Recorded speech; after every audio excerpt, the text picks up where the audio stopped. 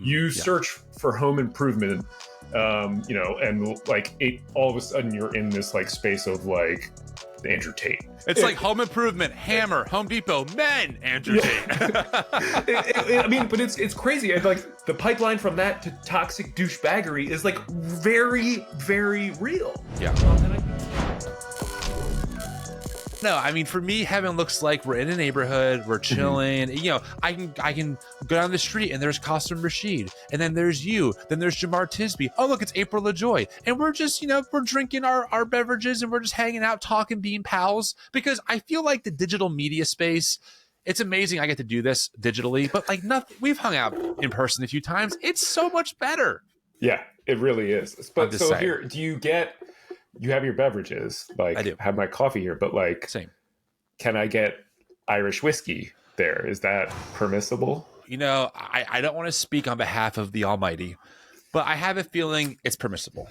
Okay. So I'm intrigued. Yeah. I mean, there's the internal contradiction where if everything is perfect, then nothing is. And it's like if everything is good all the time, then nothing is good, right? Because your baseline is there. Don't ruin my dogma. I'm trying to paint a beautiful dogmatic approach here. Okay, let's not examine it too deep. It might crumble. but here's the thing, because like seize this life and take advantage of every moment that is there to have those conversations around a campfire with an Irish whiskey or a hot cocoa and these beautiful, brilliant people. That's You know what's interesting? Actually, I will say it's so weird deconstructing and thinking about how you used to see things and how you see them now. Because I used to always say, what does an atheist have to live for? You only have one life. Like when you die, it doesn't matter, right? Yeah. But now, I'm not sure if you said this, but I'm sure someone did. I heard someone who was an atheist be like, you only have one life. That's why it matters so much. I'm like, I have never thought about that because, frankly, I think most people listening, maybe not, and maybe I'm going to out myself here, so I'm sorry.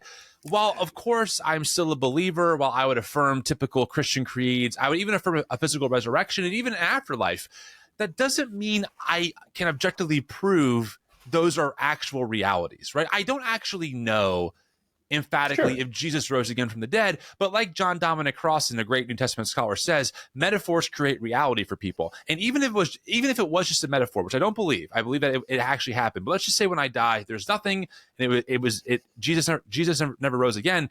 It's still a metaphor that gives me a ton of meaning.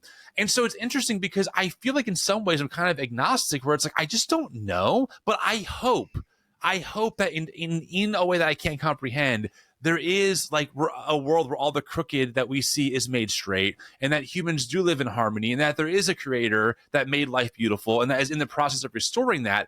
I just can't objectively prove that's actually what's happening or that's what's going to happen, but I hope it does. Does that make sense? It makes perfect sense. And I mean, like, one of the things I'm hearing you define but not use is the word faith in there, right? Yeah, like you have you can't objectively prove it, but you have this faith that tells you it's so. And like to me, I 100% agree with the atheist that said that. And to me, that which is eternal is in a way banal, right? Like it's the stuff that is temporary that makes it sweeter and to be cherished. And like the fact that this life is sadly fleeting is definitely sad. Right. But to me, it's what makes me want to take advantage of every moment and squeeze all of the juice that I can out of it to enjoy. Right. And again, like, not from a hedonistic standpoint, because the same fleetingness is what makes me want to make the world better for every single person who is here.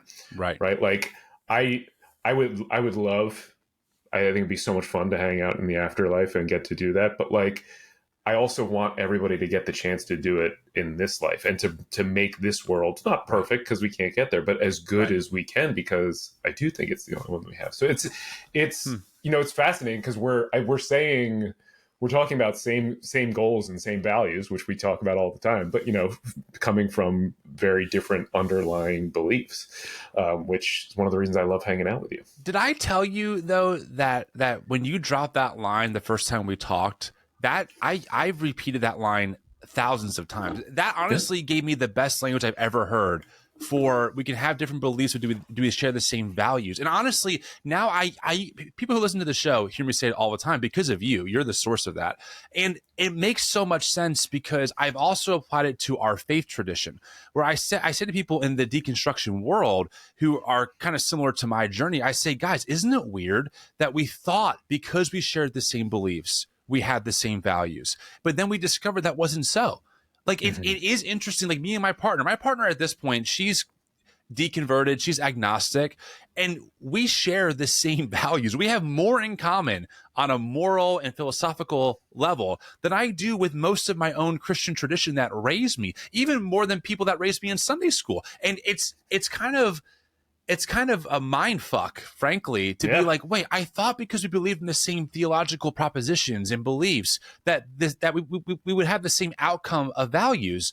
And yet here we are in 2024, and most of my work is looking back at that space and going, what the hell are y'all doing? Like, the values are so topsy-turvy. You're pushing narratives that are so dehumanizing. So it is interesting to really observe that phenomenon. I'm honestly still trying to wrap my head around how it happened and how we got here. Even though I understand more than ever how we did, it still kind of breaks my brain.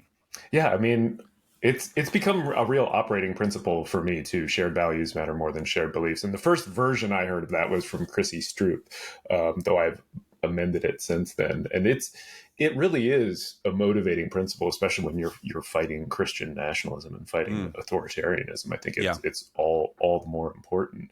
And it's also, it runs. And part of what I hear you struggling with a little bit is it runs counter to some of our deeper human instincts, right? Like we are social animals, and like we evolved to put other animals into categories for survival, right? Like friend or foe, like safe or danger, right? And typically the people you grew up around that were part of your community were the ones that were going to keep you safe, like just throughout the vast swath of human history. But like what we're talking about right here is like, that's not necessarily true. And it's really only true for the people who are truly part of that in-group, who are not different in any way. And what is values, and the values that you share is such a better way to divide up humanity than labels of, these sort of artificial belief structures that we've also built up. It's really, it's fascinating. It's fascinating stuff. It is. And, were you raised like more secular, progressive your whole life, or were you ever a person of faith? No, I mean, so my mom really encouraged me. She was like, I want you to make up your own mind. She's like, go to temple with your Jewish friends, go to mass with your Catholic friends. So I kind of like went and sort of experimented not all, because as much as you could in like my conservative white upbringing. I did. My mom loves to tell this story. I went to my buddy Jeff's bar mitzvah, which, we're 12 or 13 at the time. And it was like the best party ever. I still remember it. And apparently, I don't remember this, but apparently I came home afterwards and said that I wanted to be Jewish because it was the best party that I'd ever been to. Love that for you. But, like kind of having that experience and seeing that it almost is a way in what we're talking about right now, like seeing that like they had built up these different stories and these different ways to describe the world around them. But the thing that I took away from it was like our shared humanity is more important, not the various ways they have chosen to translate that to be more exclusive. And it also became clear that like the claims that were being made were sort of mutually exclusive claims to a universal truth. Like if this one was right, then that one had to be wrong, and vice versa. And so to me, the more obvious answer was, okay, well, probably none of them are right. Yeah, that makes sense. I ask because, I've had the privilege to interview a lot of people on the podcast over the past few years, and I've noticed a pattern where if someone grew up in the same type of faith tradition I did, this high control, fundamentalism, fire and brimstone, you're totally depraved, they have a very different perspective when they lose it. compared to folks who are like, well, I became an evangelical when I was 19 and then I defected, or I grew up in a more secular household that was like, hey, here's the options. And because it's interesting, and I don't know if you have any like experience with something like this. It's just very difficult to describe to someone what it's like being taught so early on, hey, this is the objective truth of the universe. It's these theological propositions.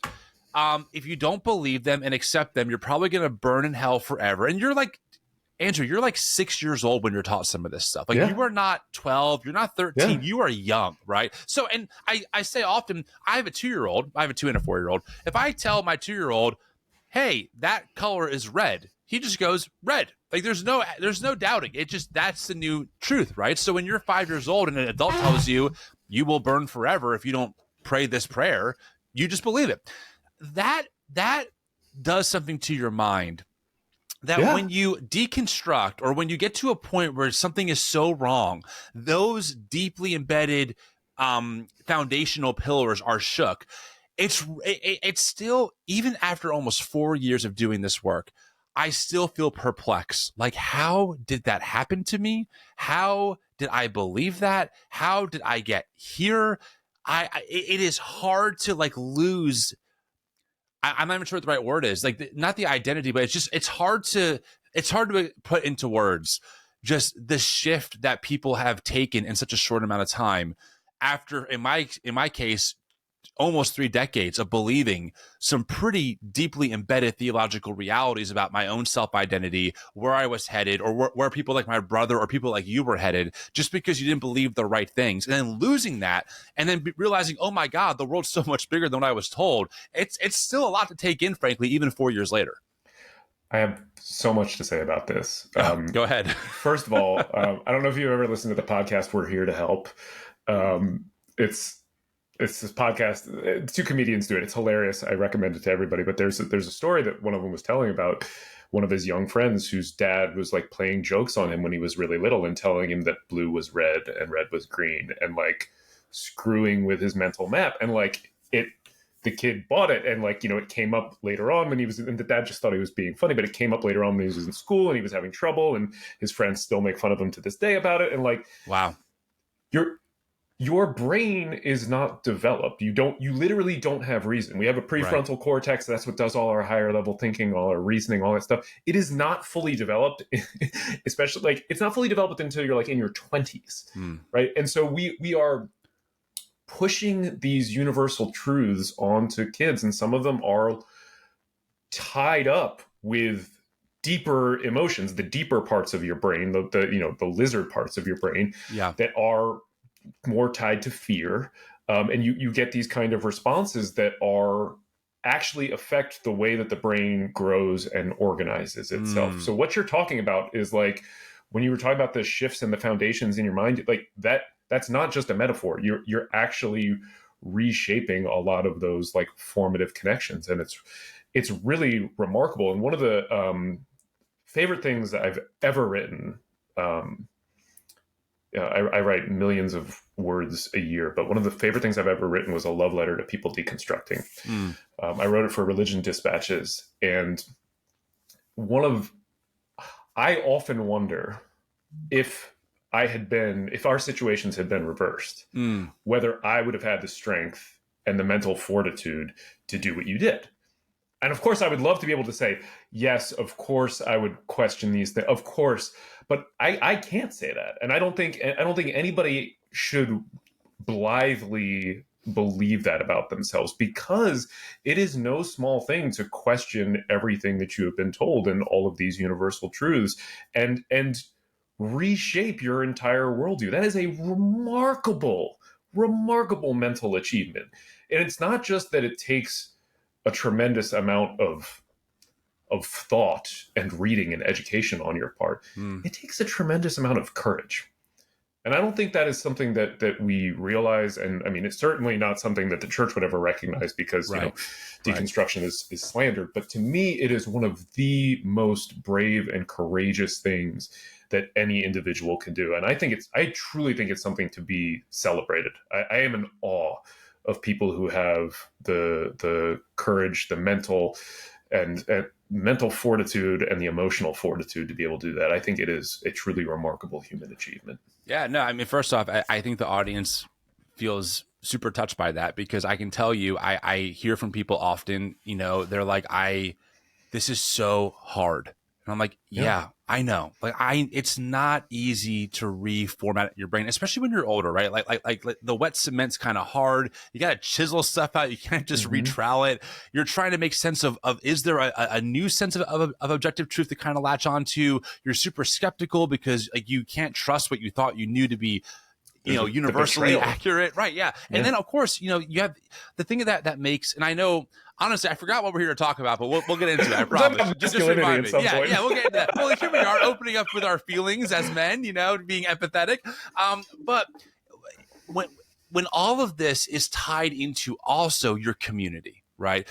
Humans are naturally communicable beings. We need to be in communication and in lived reality with each other. It's important. And one thing that like the church does well, especially the evangelical church, is they do offer a great third space, right? A place you can go, meet new people, feel like you're on mission together. My audience is getting triggered as I'm using these words. We're a family, we're bought in, we're doing kingdom work. There's a bigger purpose than yourself that you can live for, and we're all with you. And like, so not only are people like doing the really intense work of reconfiguring their brain and going through all the anxiety and all the emotions of what that looks like, when they finally get the strength and courage to tell who they believe is their safe community, their family, right? And families don't give up on each other, right? That's the mantra. When they do that, and then the church goes, oh, maybe you're a wolf in sheep's clothing. Mm-hmm. Like maybe actually you're not safe. And not because you're thinking about like evil things like, I think I want to harm someone. No, you're thinking about maybe LGBTQ plus people aren't inherently sinful, and maybe we're wrong on that issue, and maybe we should advocate for their rights. Like those are the issues that suddenly label us a wolf in sheep's clothing. Hey, maybe voting for the guy who wants to grab women and who is found liable of sexual assault is not the only Christian option. Maybe even not Christian at all. Too far, right? And so it's like another added level of trauma is a very strong word. I don't like to use it too often because I want to reserve it for those who have trauma. But it's a very intense, borderline for some, and straight up for most, traumatic experience to lose your faith community that you thought you were going to spend the rest of your life with, because your beliefs didn't get more exclusive, they got more inclusive. That is like so hard to navigate. And so I want to just high five those people too and say, absolutely, as someone who experienced that firsthand, I know the feelings of betrayal. I know how difficult it is. And I also know the liberation on the other end of that, because even though losing my church community at the time was really difficult and I was in therapy again, I screamed and said fuck a lot in therapy. I was so angry. Now that I'm on the other side of that and a lot of the animosity has kind of subsided, I'm so glad that I'm not there anymore, because wow, what a better way of living, not having to be in tension between, do I love God or do I love my marginalized neighbors? How about we love God by loving our marginalized neighbors? Like for me, they're totally symbiotic now, but it was tough to go through originally. Oh yeah, of course. I mean, the community aspect of religion is so crucial to humanity. There's the old line about everybody has a God-shaped hole in them, right? You've probably heard something along those lines. I've always thought that was bullshit. It's not that we have a God-shaped hole in our being. It's that we have a yearning for community. Yeah. And religion is something that fills that and answers some of these questions in the form of God. And to be able, this is why I talk about the mental and the emotional fortitude, but also just the courage to be able to deconstruct and to question these things. And, I also, you talked about like wet cement getting hard too. I've been an atheist my whole life, but I've been an out kind of sort of professional atheist, for lack of a better term, for more than a decade now. And, I hear from people all the time who have deconstructed. Most of the atheists I know or at least half were, probably on average were at one time believers. Yeah. I remember this story. This guy, we were at some conference somewhere. He was probably 80 years old. and he came up to me, and we were just chatting, and he really, I could tell he was really wanting to say something. And the version of the question he asked me was something like, he's like, I've been an atheist for like 40 years, and I'm still terrified of hell. Mm. And I was like, unpack that for me. What do you mean? And he's like, I know it's not real. He's like, it's not something that like bothers me, and when I'm conscious. But he's like, I still wake up now as an 80-year-old man, terrified, having nightmares, sweats, all of this stuff, because I was told all of these things when I was a young kid, and like it becomes a real part of you, and it's a really difficult thing to untangle, and sometimes you can't untangle it all the way. I did recommend that nice guy for some therapy, and there's actually, if you've not heard the song by Robert Ellis, Sing Along, highly recommend it. It's right along these lines. It's country version. Anyway, point being, like the bars and the barriers to doing this, they're everywhere, and they're within yourself. So I truly do stand just in awe of people who are able to do it. It's a remarkable achievement. Hi friends, if you're enjoying this video, I have a favor to ask. The New Evangelicals is a 501c3 nonprofit, and if you've looked around at all, you've probably noticed that we don't offer member subscriptions on YouTube or Patreon options. The reason for this is very simple. It's been our mission since the beginning to offer all of our content and community resources completely paywall free. What this means is that we are completely dependent on the generosity of people like you who donate to make this work possible and accessible for all.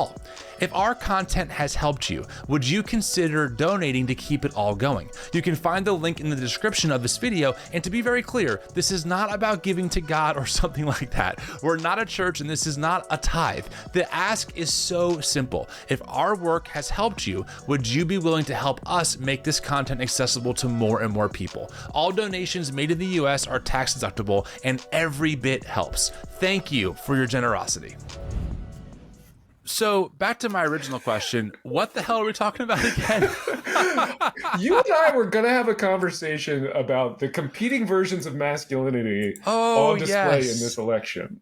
Yes, let's do that. I mean, it does kind of, I think, even fit into this, frankly, because we can talk about some of the patriarchal, attitudes that we see in some of these spaces, and then this idea of masculinity in general, because I have a lot of thoughts, and I'm sure you do too. So, I mean, you kind of prompted me. I think you reached out to me saying, hey, let's have a conversation. So why don't you lay out the thesis for me and for the audience, and then we can kind of riff off of it.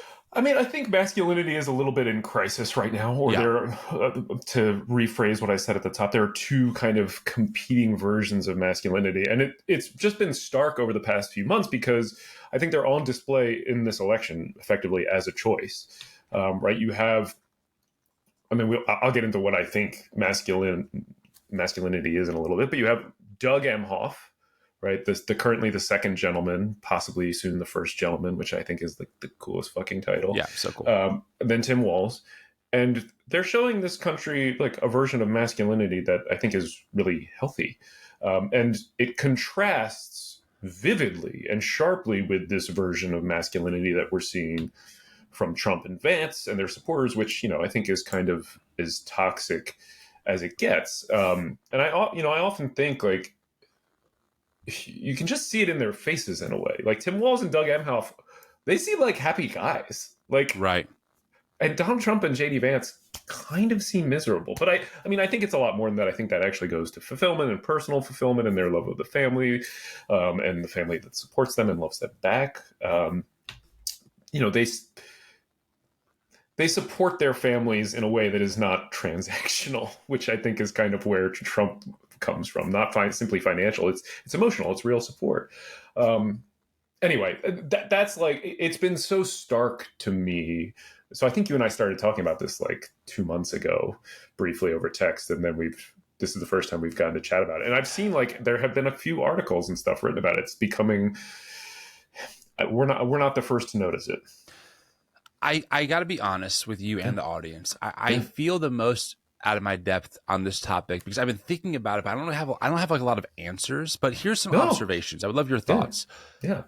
I do agree. And by the way, I think data bears this out that men are in a crisis right now. I mean, the risk of suicide rates are really high in men. There's rates of depression that are really high. I mean, it seems like there is something happening to men, at least in America. It could be wider than that. I just don't know. And it bugs me that the right-wing manosphere seems to have the only corner on these topics. And I don't want to listen. I want to be clear. I understand why in progressive spaces, rightfully so, this topic isn't talked about as much. A lot of people find solace from really toxic masculinity in those spaces. Most of my followers are women, not men. I get all of that, right? This is not me saying, well, us men need a space too. I get it. We live in a man-dominated world. Right. This is not that. Okay. But I do believe, like, if we're seeing high suicide rates, the highest in men, it should ask us, for all of us, like, what's going on? And then also, what can we be doing as you and I are both men, and, and others, what could we be doing to think about and offer men of, some other place to call home that also helps them and promotes their flourishing, right? Because I think one thing I've realized is that just like how white supremacy actually also hurts white people in the sense of, I talked about this a few times now with different people, it erases your own identity and heritage too. Like I forget that I'm part Greek, I'm part German, I'm part Italian. I'm just white in America. I don't even know my own heritage, right? So just like how that can hurt white people in a unique way, I think that toxic masculinity also can hurt men by just making them become people that they were like never designed to really become, right? Like control freaks and having to put all the pressure on them to provide everything because everyone else is so weak. And it can get really damaging for men. Obviously, it hurts other people too, even more so. But I agree with you. I do think that this election, and we're going to have this out before the actual vote, it does kind of paint two different ways of embracing masculinity and, dare I use the term, manhood, right? I look at Walz and I look at that side, then I see Trump. I mean, they're just very different approaches to being husbands and fathers and leaders. And one seems much more compelling than the other, frankly, at this point for me.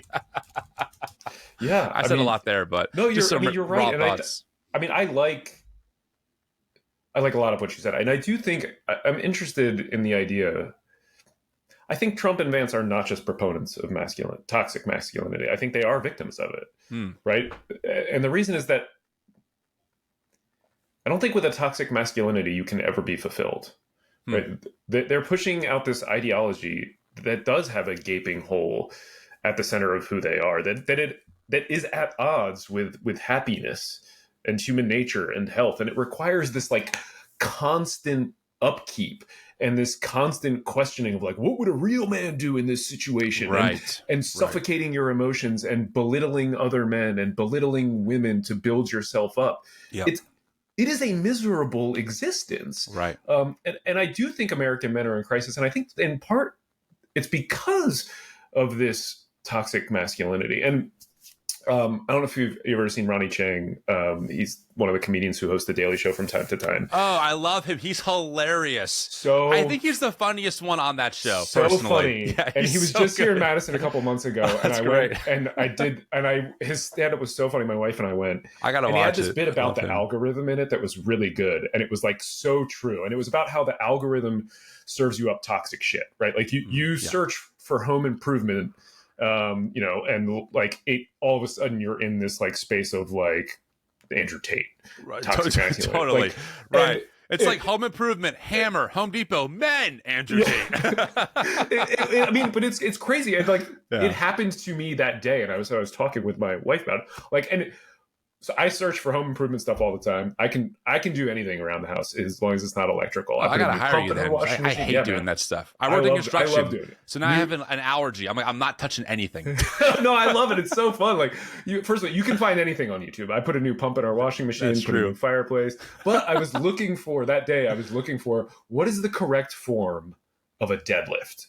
I was I had been lifting and my back was like not feeling great. I'm like, I must be doing something wrong. I'm like, I'm going to look it up.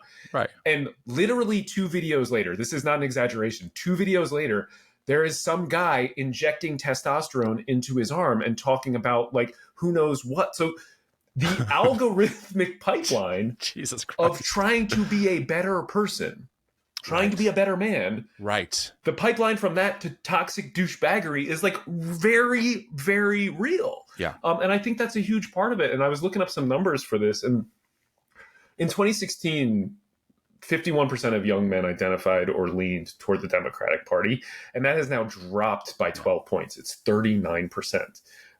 Young men favor Republican control of Congress. Their support of Trump is growing.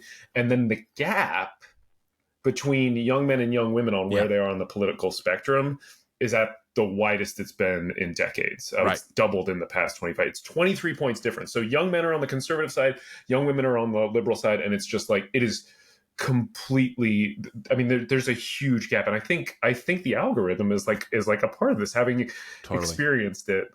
I'm sure you have too. It's just, it's terrible. Think about someone like Andrew Tate, how he took over TikTok. Yeah. I mean, not millions, friends, billions with a B, billions of views. And I mean, for me, all roads go back to white evangelicalism. A lot of these white evangelical pundits picked up on his stuff and were like, well, I don't agree with everything, but he makes some good points. Andrew Tate makes some decent points. That is a gateway drug moment to your audience, right? Like, well, guys, have discernment. No, the man's an abuser, right? But for some reason, how he talked about women, about other people, what he did, his PhD degree, which stood for, trigger warning, it's very inappropriate, but he called it pimping hose degree. He sold that, and people, again, billions of views. And then you have Tucker Carlson interviews him a few months ago, lets him espouse his misogynistic bullshit about how he's really the victim in the case he's fighting in Romania for sex trafficking women. And this dude's still around, right? And so you're right. Like it is funny hearing right-wing people be like, the big tech is trying to censor us, and they're killing free speech, and Andrew Tate is doing billions of views on TikTok. It's like, guys, like look at the numbers here, right? But you're right. That world for some reason owns the word masculine, and that's the pipeline you end up going down if you try and improve yourself as a man in 2024 America, thanks to social media. Hey, you're right. And I mean, maybe this is we're kind of dancing around it, but like, it's probably we've said what their version of toxic masculinity is and how it's toxic. But like, to me,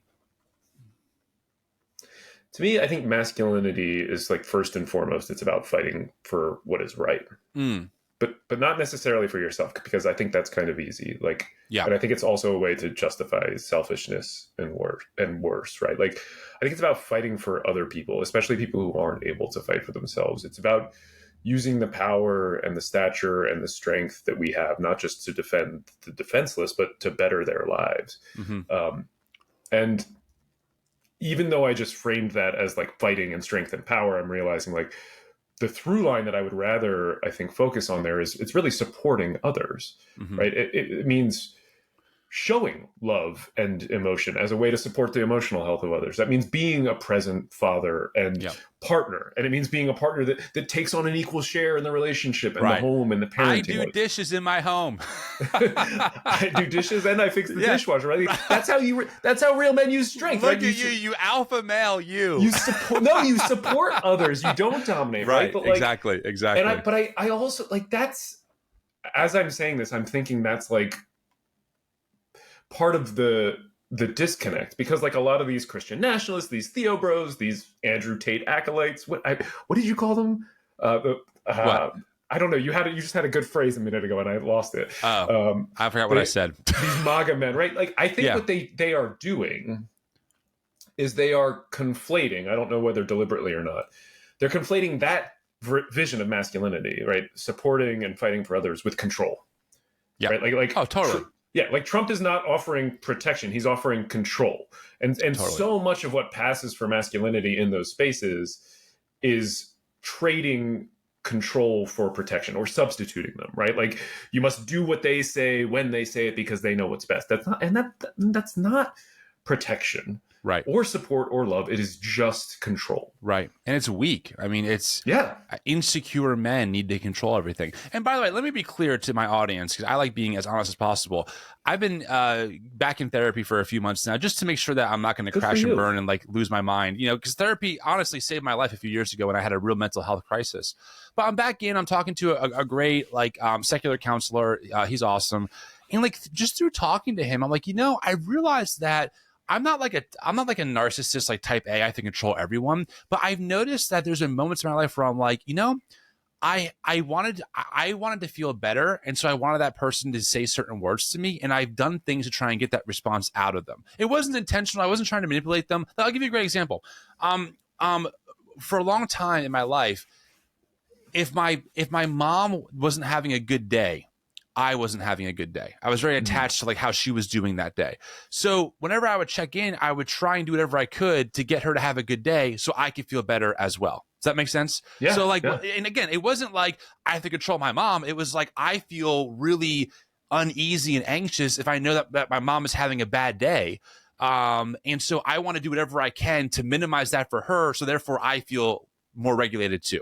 It's like a little thing that I never picked up on that my therapist is like, well, that can be a form of control. Like it's not necessarily toxic or bad, but you should just be aware of like that could be a tendency that you do to get, someone to behave a certain way. So that way you're also self-soothed, as opposed to you having a healthy relationship with your mom where even if she's having a bad day, you're able to still self-regulate despite how she's doing, while of course being empathetic and trying to help. And I was like, wow, it's a little shift, but it's a big shift for me, right? So I'm not trying to be like, hey, I have no flaws or that, I don't have tendencies I need to keep an eye out for. We all have those things. I'm just sharing one of mine. But it seems like in this MAGA world, it's like a high control.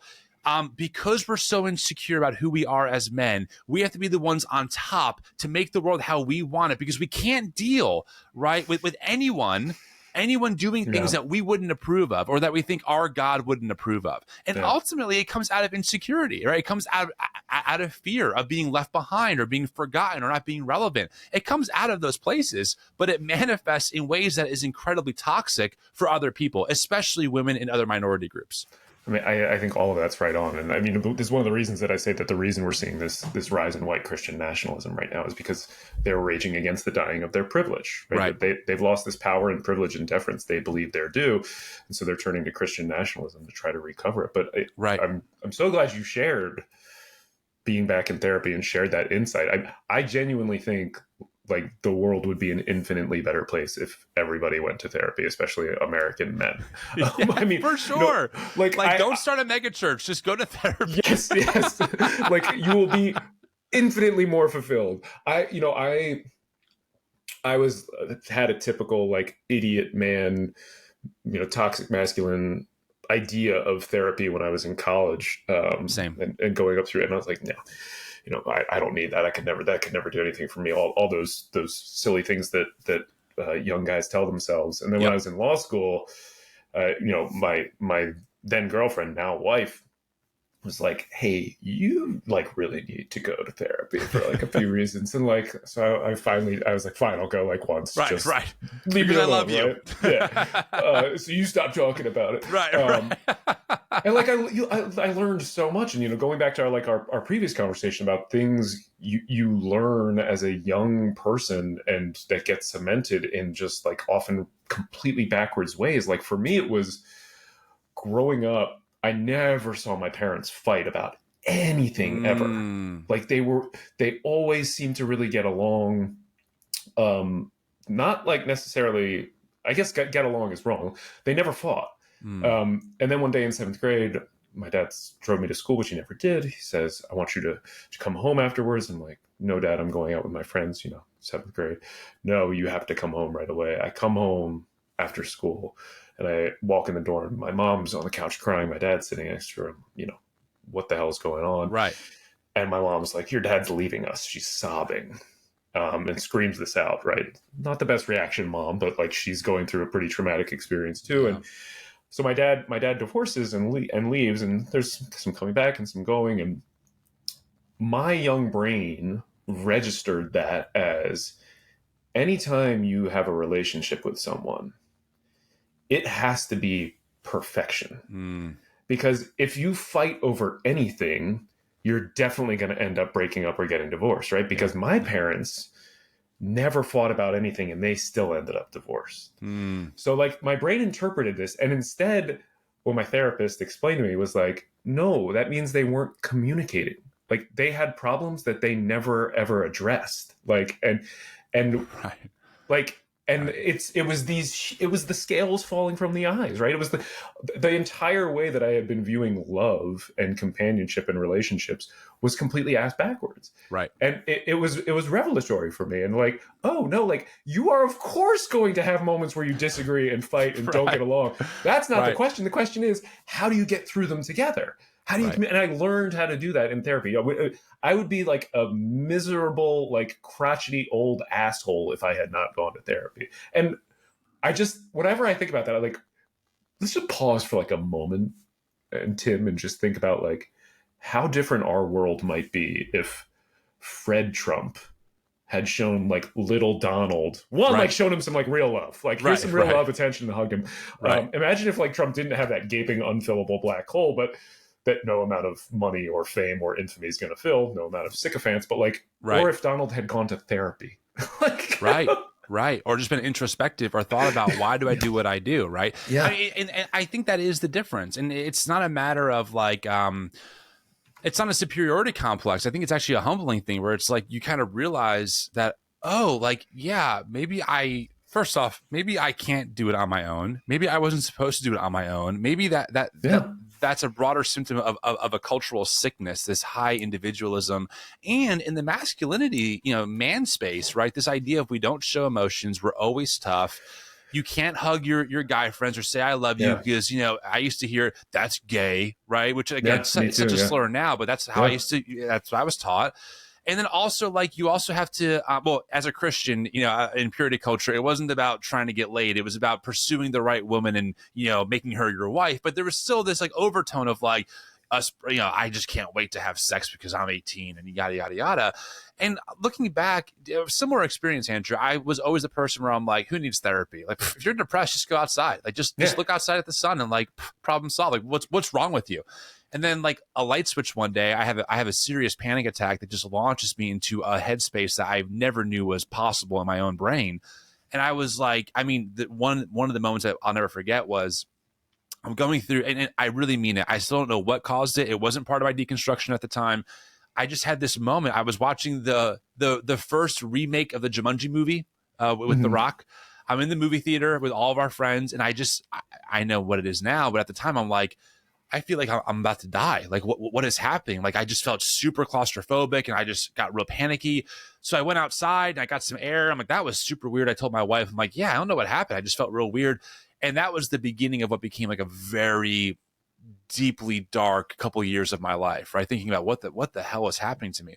And it got to a point where I woke up one morning and my body was full of cortisol. It was in full flight or fight mode. I could have ran 10 marathons, like at 4 a.m. I was just ready to go. I was like wired. And I am in my boxers. I am kneeling on my couch, praying to God. I mean, I've never been so sincere in my life. Like, God, you got to take this away. Like, I don't know what's going on. I don't, like we said earlier, I'm not sure about heaven and hell and how that all works, but this is the closest example of hell I could describe to someone, right? Just a physical ache, a mental ache could not take away the pain. And that was the moment. I'm reading the Bible. I'm like, this is what I was taught to do. Like, read the Bible, meditate on God's word, pray the prayer. And it's interesting that like those prayers weren't answered by reading the Bible. My prayers were answered by going to therapy, like by finally saying, what, I think I have to see someone and talk about what the hell is happening because I need better tools to manage what is like going on in what feels like a very broken brain. But that gave me such a sense of empathy and it humbled me like crazy. And all of a sudden I saw the world different. And when people said I had a panic attack, instead of me saying, what's wrong with you in my head, because in church you go, oh, I'll pray for you. In your head, you're like, I don't get it. Like, just breathe and go back in service. That changed me to like, oh my God, I totally get it. Like, how can I help you? Like you're seen. So yeah, it changed my life for the better.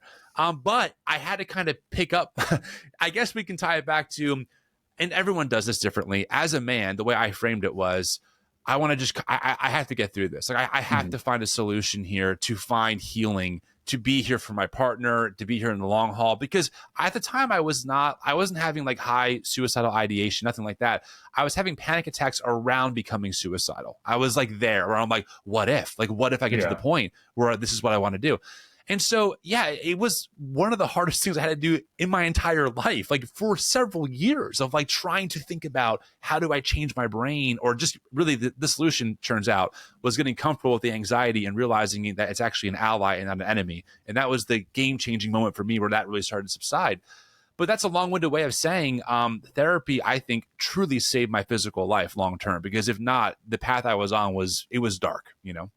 Oh, of course. I mean, just like thinking about, like, as you mentioned, the cortisol like pumping through your body. Like you can't have that happen all the time. Right. It does like a number on your body. And I mean, I'm loving this conversation so much, and I have so many things that I want to say, but I think I'm just going to say, like, there are the masculinity in those other spaces. It's also, it's so false in so many ways, right? That they are too busy cosplaying life to actually live it. It's like they're too busy thinking about projecting this version of themselves that is, of course, at odds with who they are deep down, right? Like they have to believe, as you mentioned, that men cannot have emotions, let alone show them in public. Right. Like this conversation would be unthinkable for them, talking about what we learned in therapy about it, and like saying like I love you to your guy friends, right? Like, which is something took my college friends who I've known for 25 years now like a while to get to that spot, though now we do it pretty regularly. The idea that children can't have emotions, so we have to suffocate the emotions out of them through like mockery and pain, right? I mean, that is bullying, and that's abuse. And again, like, that to me, that's what real men stand up to. I think the reason that I first reached out to you and I was like, we should talk about this, was because it was I was watching the DNC, because I am a political nerd, and I was just it was very noticeable, the differences. There were like a couple moments that stood out. There was like men standing beside and behind their partners, right? Like Doug, Mark Kelly, who is a senator and a fucking astronaut, like standing next to Gabby Giffords, to help her with her tech, because like for her, just speaking is a mission. And he didn't say a single word. Not a word. Like, they didn't even mention that he was just there to help her, even though this was a guy who was like on the VP shortlist. And then like, for me, the moment that, and this is, I'm not unique in this, but the moving joy and love that like Tim Walz's son showed for his dad, like Gus, that to me was just like one of the most beautiful moments of the entire convention, politics, and like contrasted with what you see with the Trump family, and then also the response from those spaces about this kid who's a guy showing emotions, and just the toxicity that was, and venom that was. Oh my God! I'm glad you said that, because I was going to pick up on that part too. Watching Gus undignified in front of the world, weeping because of raw emotion that he refused to contain, like that's the kind of man I want to be. Like that's courage, man. That guy is on the world stage. His dad is running for vice president of the United States. His son is mouthing "I love you," tears down his face. He's beet red. He looks like a complete mess. He does not give a shit, right? Because his emotions and his feelings and his love for his dad is way more, and showing that is way more important than whatever his image might look like online. And watching people like Ann Coulter and Dinesh D'Souza completely obliterate him for that. Again, it's such a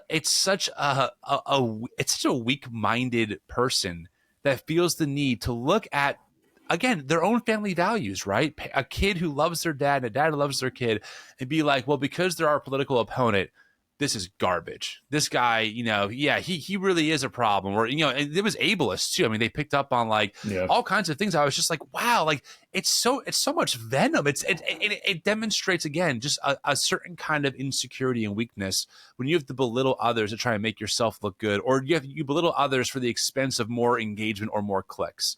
That's not what that looks like. It's not what it looks like. It's the opposite of what it truly should mean. It's the opposite of showing that strength for others and supporting others and trying to give them a better life, and to use our position and power and strength to make that happen for other people. What do you one of the struggles I think I have navigating this conversation a little bit is because I know that feminine and masculine are not just reserved for men or women. You know, Sure. it's a spectrum. Yeah, We have our trans friends. I don't want to forget any of those people. But I guess what I'm saying to you, audience, if you made it this far, just for sake of this conversation, what I'm referring to really is, you know, a cisgendered male, right? Like someone like myself, right? Who's just, I'm straight, I'm heteronormative, and I'm a man. That's how I move throughout the world. And I have these more masculine traits than, I guess, feminine ones in a way. I don't know. I'm sure someone will email me saying how I got it wrong, and that's totally fine. I'm spitballing here. One of my questions for you, Andrew, is in that context, what does it look like for men to be healthy, to embrace a healthy kind of masculinity that is courageous and doesn't mind getting into some good trouble, right? And doesn't mind, you know, standing up for what's right, even if it costs them, or even being a little emotional at times to say, no, like this is wrong. We absolutely, I'm not going to allow this, without stepping into, you know, some of those more toxic iterations that become high control and become narcissistic and can become all about them and their ego. What does it look like to embrace these traits and lose some of the baggage that can inadvertently come along with it? That's such a good question. I mean, I think that's the $1 million sort of question at the heart of this, you know, where we're talking about the shift in the young American man to kind of the far right and the problems as that's creating, and, you know, being driven by the algorithm or whatever. I so appreciate your flag here that we're talking from like a very heteronormative perspective. And I also, we're definitely getting things wrong, I'm sure. Let me know. I have no doubt. The best thing about getting things wrong is a chance to get things right later. Totally. Like, tell me I'm wrong. Help me do better next time. I welcome that. You can certainly find me on social to let me know. I think getting into the habit of like normalizing that healthy masculinity, you know, like just you and I having this conversation, I think is good, and I hope that it can advance this somewhat. I think seeing the stark dichotomy between, you know, Tim Walz and Doug Emhoff on one side and Trump and Vance on the other side, and what that looks like, and the at least from the outside, seeing which one of those people is more fulfilled. Trump may have golden toilets, but I've literally never seen the man smile. Right. Like, you know, like, give me emotional fulfillment over $1 billion any day. Right. It's I mean, in that real, like, it is in a very real sense the way that money can't buy happiness. And I don't know. I guess I don't know the full answer to that, because, you know, I think I did grow up with a lot of the same things that you were talking about too. And I think we have to unlearn a lot of it. But, you know, I've got kids. I've got 3 boys. And like every day I'm thinking about how I can raise them to be the kind of men that I wish I had been raised into, and didn't have to like fight to do this kind of self-formation. And, you know, I'm certainly, this is not my area of expertise, right? Like, I'm a constitutional lawyer.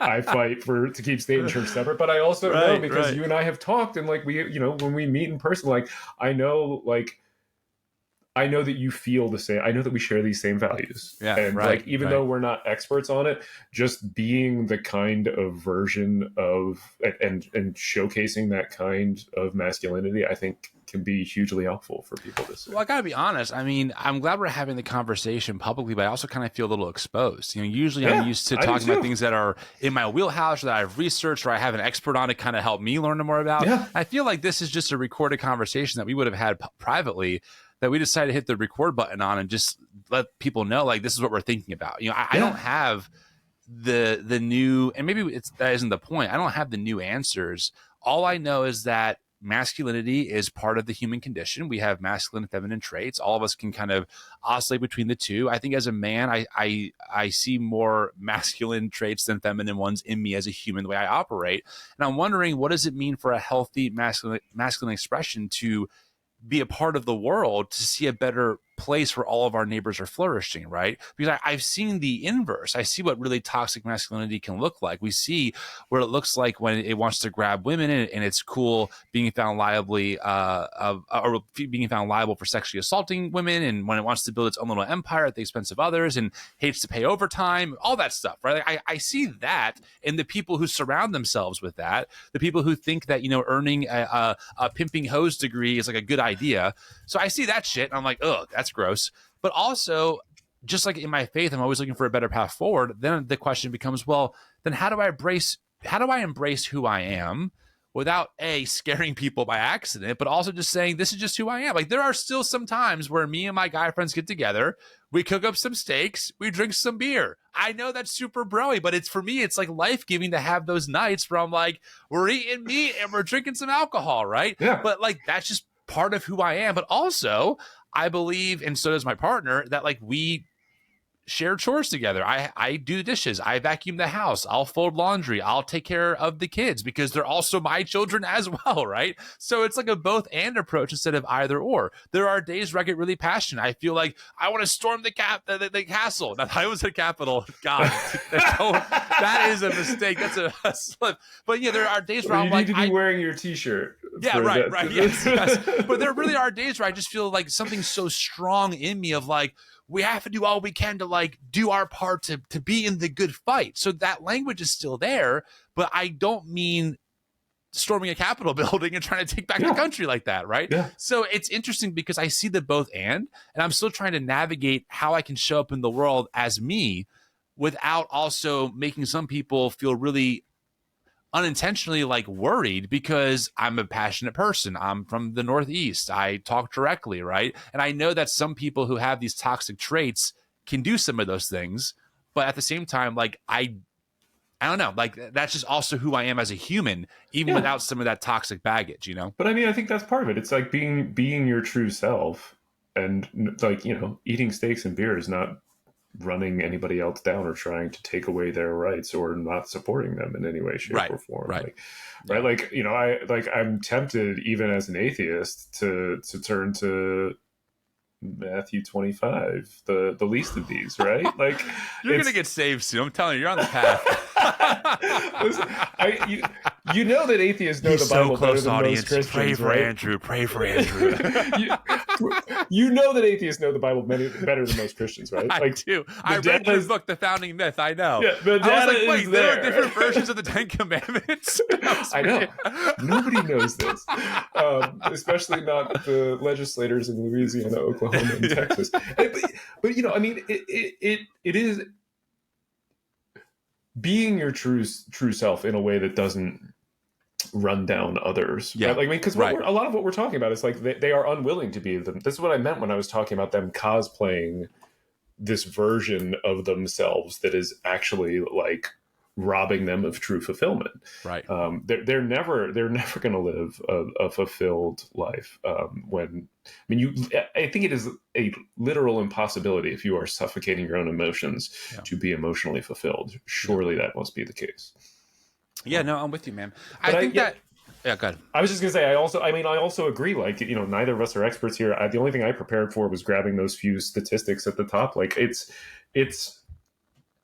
think the thing that we can do to contribute to this is we have pretty sizable platforms, and using those platforms to have this conversation and to show the young guys out there that, like, this is a better way forward than getting one of Tate's absurd PhDs. Right.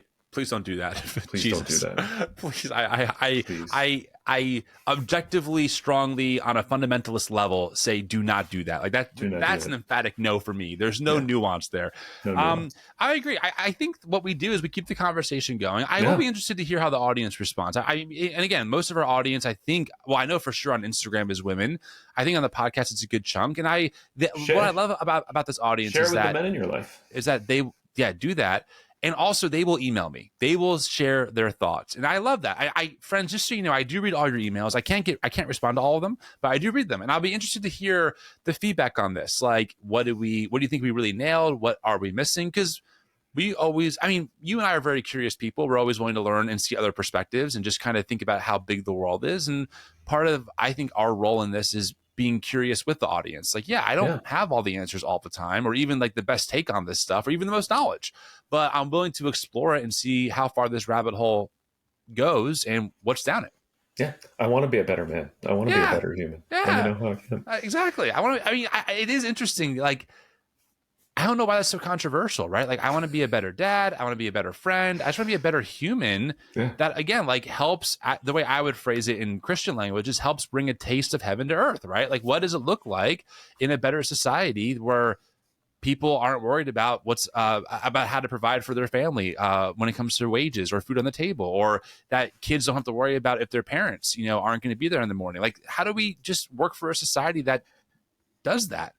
And how can we use our skills to be part of the work, right? So yes, and we know that if we Google it, we're going to end up with the wrong answer because the algorithm will tell us the wrong answer. Now, see, anyway. Andrew, if I was a real grifter, I would say you can only get the answer here, friends. So stay tuned to the podcast. I would pull the right-wing Alex Jones level grift, I would sell you, I would scare the hell out of you and then sell you the only antidote for that fear. Except the antidote would be a supplement of some kind that you a also vitamin B, sawdust. And some kind of like green box that's like, you can only get this special made vegetable dry freeze formula here. It's testosterone and it gets rid of your belly fat and makes you an alpha. Yeah. I mean, this is inappropriate, but it's one of those like, do you want a longer lasting erection? Do you want to, it's like, take this supplement so you can really be the alpha male you're designed to be. I would never do that though, because it's bullshit. I know you would. And that's one of the many reasons I love you. No, same, Andrew. This is a great conversation, man. I appreciate you stopping in. Let's keep in touch and let's see how this conversation goes. All right. Have a good one, my friend.